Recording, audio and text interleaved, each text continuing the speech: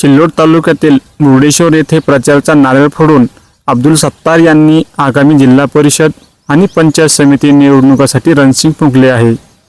अब्दुल सत्तार यांनी यावेळी अत्यंत महत्त्वाची घोषणा केली आहे की छत्रपती संभाजीनगर जिल्ह्यातील त्यांच्या मतदारसंघात सिल्लोड सोयगाव शिवसेना स्वतंत्रपणे निवडणूक लढवेल। महायुतीत असूनही त्यांनी भाजपला सोबत न घेता लढण्याचा पवित्रा घेतल्याने राजकीय वर्तुळात मोठी चर्चा सुरू झाली आहे। मुर्डेश्वर हे त्यांच्या मतदारसंघातील महत्त्वाचे ठिकाण असून येथून त्यांनी प्रचाराचा नारळ फोडून आपल्या कार्यकर्त्यांना कामाला लागण्याचे आदेश दिले आहे। या कार्यक्रमाला मोठ्या संख्येने कार्यकर्ते आणि स्थानिक नेते उपस्थित होते। याद्वारे त्यांनी आपल्या मतदारसंघातील वर्चस्व पुन्हा एकदा सिद्ध करण्याचा प्रयत्न केला आहे। या निवडणुकीत सत्तार यांचे पुत्र आमेर सत्तार हे देखील अंबे जिल्हा परिषद गटातून निवडणूक लढणार असल्याची चर्चा आहे। त्यामुळे ही निवडणूक त्यांच्यासाठी अधिक प्रतिष्ठेची बनली आहे। नाही, खरं म्हणजे सर्व आमच्या या पंचकुरेशीतील आलेले सर्व साधू संतांचा मी या तालुक्याचा आमदार या नात्याने मनापासून आभार मानतोय की त्यांनी आशीर्वाद देण्यासाठी या ठिकाणी निमंत्रित केल्यानंतर महामंडलेश्वर असतील, त्यांचे सर्व साधू संत असतील, हे सर्व आले।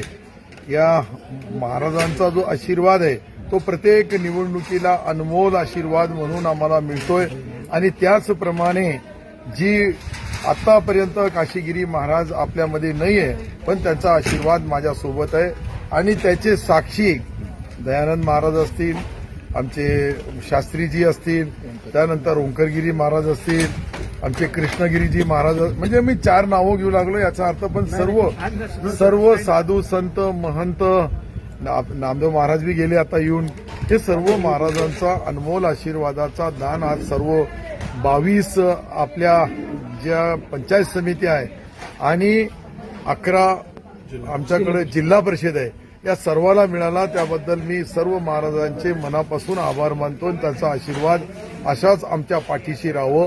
आम्ही ही त्यांच्या जे संस्थान आहे ती आचारसंहिता संपली की मी सर्व संस्थानाला स्वतः जाऊन भेट देईल, तिथलच्या त्यांच्या अडीअडचणी जाणून घेईल आणि त्यांच्या आदेशाचा पुढच्या 4 वर्ष सेवक म्हणून काम करण्यामध्ये कुठेही कमी पडणार नाही।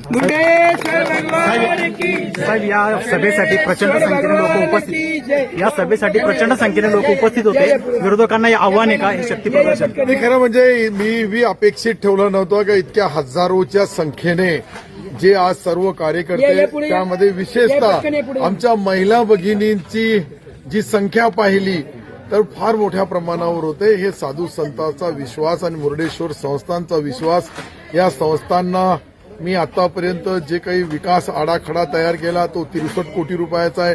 भविष्यामध्ये तो 100 कोटीपर्यंत जाईल, कारण की हा रामकालीन हेमाडपंथी मंदिर आहे आणि हेमाडपंथी मंदिरांचे आमच्या सरकार हे पहिला सरकार आहे की हे जे काम करताना मी जे पाहिलं त्यामध्ये राजसत्ता आणि धर्मसत्ता या दोघाला एकत्रित करून मुख्यमंत्री देवेंद्रजी असतील, उपमुख्यमंत्री एकनाथजी शिंदे असतील, अजितदादा असतील, या तिघांच्या वतीने छत्रपती शिवरायांच्या या राज्यामधला हे पवित्र देवस्थान आमचा मुर्डेश्वर आहे।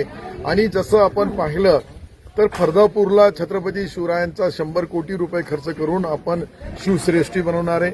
डॉक्टर बाबासाहेब आंबेडकरांचा भीम पार्कचा काम चालू आहे। हे दोन्ही काम आपल्या या तालुक्यासाठी ऐतिहासिक आहे की जागतिक पर्यटकाला कोण छत्रपती शिवाजी महाराज होते, कोण डॉक्टर बाबासाहेब आंबेडकर होते, या महामानवाचा तंतोतंत माहिती जगाला मिळावी, या दृष्टिकोनातून मी त्या ठिकाणी फरदापूर ज्या जागतिक लेण्या आहेत त्या ठिकाणी त्याच्या कामाची सुरुवात केली। आणि ह्या सर्व जे काही राष्ट्रीय पुरुष असतात, या कोणत्या जातीमध्ये कोणत्या धर्मामध्ये त्यांनी जन्म घेतल्यापेक्षा ते आपल्या देशाचा मान सन्मान आहे, हेच माझ्यासारख्या कार्यकर्त्याला त्याचा स्वाभिमान आहे।